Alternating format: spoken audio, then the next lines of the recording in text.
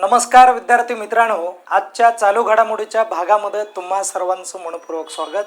आणि आपल्या शौर्य करिअर अकॅडमीच्या माध्यमातून आपण दररोजच्या दिवशी चालू घडामोडीचं एक लेक्चर अपलोड करत असतो आणि या लेक्चरमध्ये तुम्हाला 10 प्रश्न बघायला मिळतात आणि या 10 प्रश्नांची जी काय रचना आहे ती तुमच्या परीक्षेला विचारात घेऊन आम्ही तयार केलेले असते। म्हणजे हे जे प्रश्न आहेत हे प्रश्न परीक्षाभिमुख पातळीवरती तुम्हाला बघायला मिळत असतात।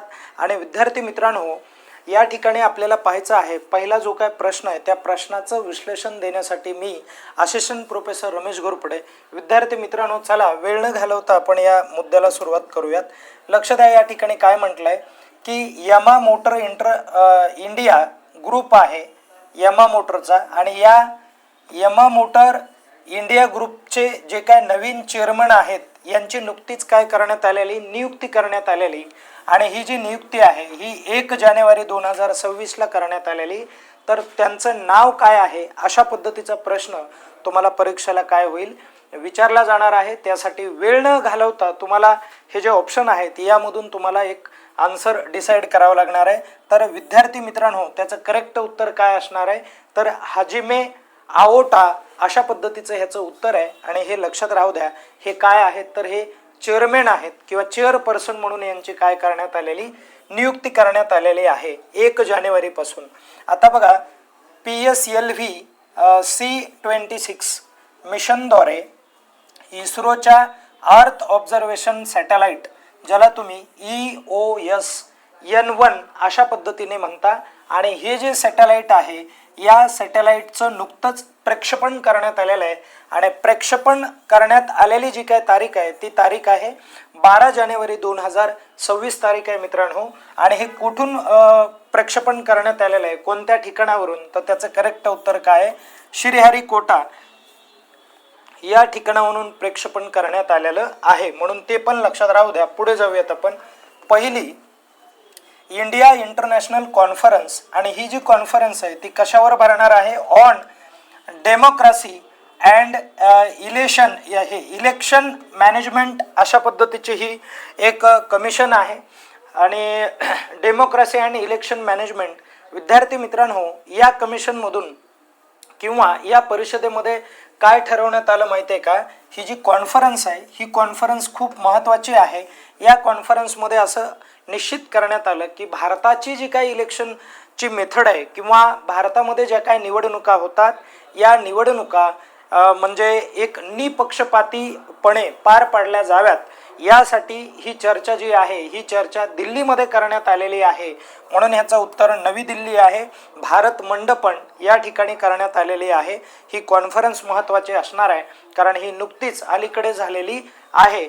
आणि इलेक्शन कमिशनचे जे काय कमिशनर आहेत ते मला एकदा तुम्ही काय करा कमेंट करून सांगा की मुख्य आयुक्त कोण आहेत म्हणून। सध्या बघा, ज्येष्ठ पर्यावरण तज्ज्ञ ज्यांचं नाव आहे महादेव गाडगीळ नाव आहे, आणि यांचं नुकतंच निधन झालेलं आहे। तर परीक्षेमध्ये विचारलं जाईल की त्यांचं निधन हे कोणत्या दिवशी झालं आहे, कारण ते पर्यावरण तज्ज्ञ आहेत, ज्येष्ठ पर्यावरण तज्ज्ञ, आणि पर्यावरणाच्या संदर्भामध्ये अनेक जी काय पावले आहेत ती उचलण्यात आलेली होती।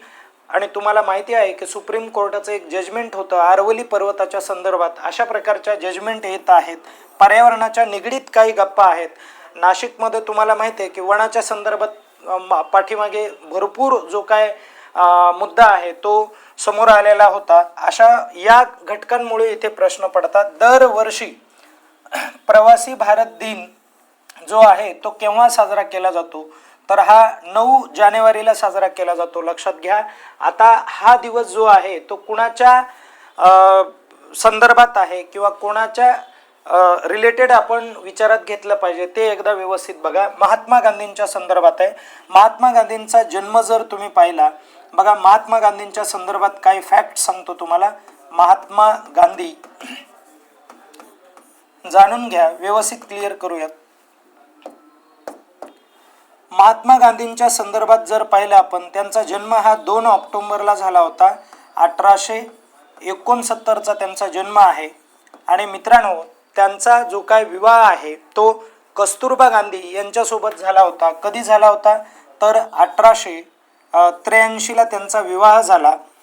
जवळपास वयाच्या 20व्या वर्षी त्यांचा विवाह झाला आणि 1888 ते 1891च्या दरम्यान ते इंग्लंडला गेले.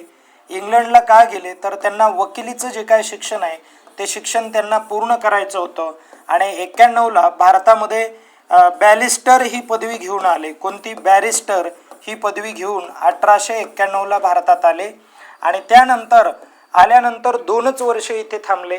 इथे आल्यानंतर त्यांना फार काय वकिली क्षेत्रामध्ये त्यांना यश संपादन करता आलं नाही. मग एक केस त्यांना मिळाली. एका व्यापाऱ्याची केस होती ज्याचं नाव होतं बघा दादा अब्दुल्ला नाव होतं. आणि हे जे दादा अब्दुल्ला आहेत हे दादा अब्दुल्ला एक व्यापारी होते आणि यांची केस दक्षिण आफ्रिकेमध्ये चालू होती आणि त्यासाठी वकीलपत्र यांचं स्वीकारलं आणि 1893ला महात्मा गांधी दक्षिण आफ्रिकेला दाखल झाले. मग विद्यार्थी मित्रांनो लक्षात ठेवा, महात्मा गांधी हे जे आहेत हे 1893 पासून ते डायरेक्ट 1915 पर्यंत कुठे गेले ते तर ते गेले बघा दक्षिण आफ्रिकेला गेले आणि दक्षिण आफ्रिकेमध्ये एवढ्या काळ ते राहिले आणि त्या ठिकाणी दक्षिण आफ्रिकेमध्ये त्यांनी अनेक जे काय प्रश्न आहेत किंवा सत्याचे जे काय प्रयोग आहेत ते त्यांनी तिकडे केले. त्याच्यामध्ये वर्णभेदाच्या विषयी त्यांनी लढा दिला, कामगारांच्यासाठी त्यांनी तिथे प्रश्न मांडले. अशा पद्धतीने काम केलं आणि भारतामध्ये ते 9 जानेवारीला आले. 9 जानेवारी 1915ला भारतामध्ये एंटर झाले आणि हा जो प्रवास आहे या प्रवासाला त्यांनी असं समजलं भारत सरकारने की आपण 9 जानेवारी 1915 ही जी तारीख आहे या तारखेला महात्मा गांधींचं भारतामध्ये आगमन होतं किंवा भारतामध्ये ते दक्षिण आफ्रिकेवरून आले होते. आणि हा दिवस जो आहे मित्रांनो हा दिवस आपण भारतीय प्रवासाचा दिन म्हणून साजरा करत जाऊ, कारण दक्षिण आफ्रिकेचा आणि भारताचा चांगला संबंध आहे, तो संबंध कायम टिकावा म्हणून हा जो प्रकार आहे हा विचारात घेण्यात आला इथे. आणि इथून पुढे हा जो दिवस आहे हा दिवस या नावाने ओळखला जाऊ लागला, महात्मा गांधींच्या संदर्भामध्ये आहे. आपण पुढे जाऊयात. नंतरचा ह्याला थोडं स्क्रीनशॉट घ्यायचा आणि आता पुढे जाऊयात. लक्ष द्या नंतरचा प्रश्न काय आहे. पटना उच्च न्यायालय जे आहे या पटना उच्च न्यायालयाच्या मुख्य न्यायाधीशपदी नुकतीच एका व्यक्तीची काय केलेली आहे, निवड करण्यात आलेली आहे. त्यांचं नाव काय आहे तर त्यांचं नाव आहे न्यायमूर्ती संगम कुमार साहू यांची मुख्य न्यायाधीश म्हणून नियुक्ती करण्यात आलेली आहे. पुढे जाऊयात. बघा अणुऊर्जा नियामक मंडळ जे आहे या अणुऊर्जा नियामक मंडळाच्या पदी नवीन किंवा नव्याने अध्यक्षपदी नियुक्ती करण्यात आलेली आहे. कुणाची केली तर AK बालासुब्रमण्यम यांची काय करण्यात आलेली आहे, नियुक्ती करण्यात आलेली. नियुक्तीवरती परीक्षेमध्ये प्रश्न असतो. त्यानंतर बायो बिटुमेनचे व्यावसायिक उत्पादन करणारा जगातील पहिला देश कोणता ठरला आहे या घटकामध्ये तर भारत हाच देश आहे. आणि एक 2-3 दिवसापूर्वीचीच ही घटना होती, खूप न्यूजपेपरमध्ये गाजलेली घटना होती मित्रांनो, लक्षात घ्या. आपण पुढे जाऊयात. नंतरचा भाग बघूयात. बघा कोणत्या देशाने WHO ज्याला आपण वर्ल्ड हेल्थ ऑर्गनायझेशन असं म्हणतो की हेल्थच्या रिलेटेड इंटरनॅशनल लेवलला असणारी ही एक ऑर्गनायझेशन आहे आणि या ऑर्गनायझेशनसह 66 जागतिक संघटनांमधून बाहेर पडण्याचा निर्णय खालीलपैकी कोणत्या देशाने घेतला.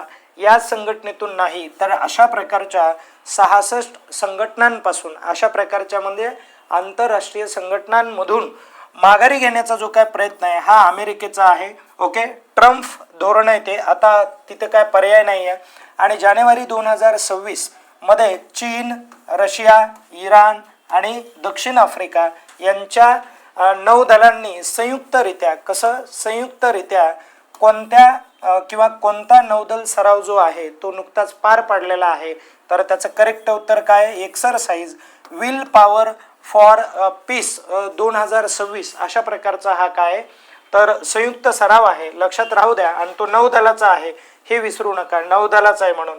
आणि पुढे जाऊयात आपण. आता हा डेटा खूप महत्त्वाचा आहे कारण या डेटावरती आपल्याला परीक्षेमध्ये एक तरी प्रश्न विचारला जाणार आहे, कारण आपण इलेक्शन कमिशन विषयी पाहिलेला आहे. मग आता हे त्याच्या रिलेटेडच हा डेटा आहे, स्पष्टीकरण आहे, मग व्यवस्थित समजून घेऊ. बघा बारकाईने ऐका. सर्वोच्च न्यायालयाचे 53वे मुख्य न्यायाधीश जे आहेत यांची नुकतीच नियुक्ती करण्यात आलेली हा 100% परीक्षेला प्रश्न असणार आहे. ओके, परीक्षेला प्रश्न आल्यानंतर तुम्हाला हा आपला जो काय व्हिडिओ आहे मी तो एडिट करून नंतर दाखवेल की 100% आपल्या व्हिडिओमधून काय पडलेलं आहे, क्वेश्चन पडलेला आहे. लक्षात राहू द्या. न्यायमूर्ती सूर्यकांत शर्मा यांची नियुक्ती झालेली आहे. तर 52वे न्यायमूर्ती कोण आहेत ते मला एकदा तुम्ही कमेंट करून सांगा कोण आहेत म्हणून, किंवा होते म्हणून. आता आहेत म्हणता येणार नाही. भारताचे मुख्य निवडणूक आयुक्त सध्या कोण आहेत तर ज्ञानेश कुमार आहेत. हा पण महत्त्वाचा मुद्दा आहे. 100% हा प्रश्न विचारला जाईल. का विचारला जाईल? कारण निवडणूक आयोग सध्या काय आहे, न्यूजमध्ये आहे. मोठ्या प्रमाणावर याचे निवडणूक आयोगाचे जे घोटाळे ते बाहेर पडलेले आहेत किंवा तसा आरोप त्यांच्यावरती केलेला आहे. आता बघा, भारताचे महान्यायवादी जे आहेत किंवा भारताचे महान्यायवादी म्हणून खालीलपैकी कुणाची नियुक्ती केली अशा पद्धतीचा प्रश्न येईल आणि आर व्यंकटरमणी ते उत्तर तुम्हाला लिहावं लागेल. पुढे भारताचे कॅबिनेट सचिव सध्या कोण आहेत? Doctor TV. सोमनाथ आहेत. आणि पंतप्रधानाचे मुख्य सचिव कोण तर प्रमोद कुमार मिश्रा. आणि त्यानंतर गृह मंत्रालयाचे सचिव कोण आहेत? गोविंद मोहन. नंतर लोकसभा या सभागृहाचे नेते कोण आहेत तर नेते कोण आहेत? पंतप्रधान नरेंद्र मोदी आहेत. मित्रांनो, सभागृहाचा नेता म्हणजे लोकसभेचा नेता हा पंतप्रधानच असतो. लक्षात घ्या, एक कॉन्सेप्ट क्लिअर करतो. जर पंतप्रधान हा लोकसभेचा सदस्य असेल तर लोकसभेचा नेता हे पंतप्रधानालाच केलं जातं. आणि जर एखादा पंतप्रधान हा लोकसभेचा सदस्य नसेल म्हणजे तो राज्यसभेचा सदस्य असेल तर त्याला लोकसभेचा नेता केलं जात नाही. तर तो कशाचा नेता असतो? राज्यसभेचा नेता असतो. कायम लक्षात राहू द्या. इंदिरा गांधी या राज्यसभेच्या नेत्या होत्या. ओके, हा, आता हे पण लक्षात राहू द्या. पुढे लोकसभा अध्यक्ष कोण आहेत तर ओम बिर्ला आहेत. लोकसभा विरोधी पक्षनेते कोण आहेत सध्या तर विरोधी पक्षनेते हे राहुल गांधी आहेत.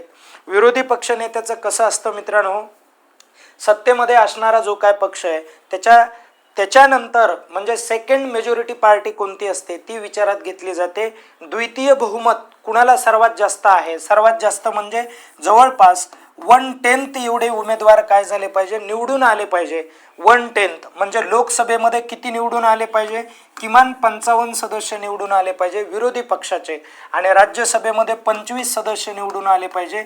हे पण लक्षात राहू द्या. पुढे जाऊयात. राज्यसभा सभागृह नेता हे राज्यसभेच्या सभागृहाचे नेते कोण आहेत तर जे.पी. नड्डा आहेत. राज्यसभेचे सभापती कोण आहेत तर भारताचे उपराष्ट्रपती जे असतात तेच राज्यसभेचे सभापती असतात आणि ज्यांचं नाव काय आहे तर सी.पी. राधाकृष्णन आहे.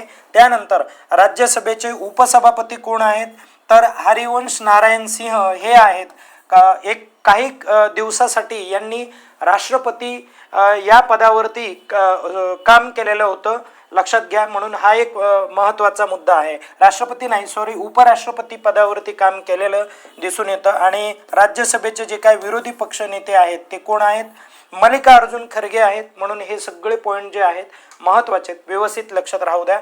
यानंतर आपण हा जो व्हिडिओमधला जो काय भाग आहे हा भाग किंवा या भागावरती तुम्हाला उद्याच्या सेशनमध्ये मी थोडंफार बोलेल. खूप महत्त्वाचा पॉईंट असेल. आपलं हे जे वाढत चाललेलं लेक्चर आहे या ठिकाणी थांबूयात. धन्यवाद मित्रांनो. उद्या पुनश्च एकदा भेटणार आहोत.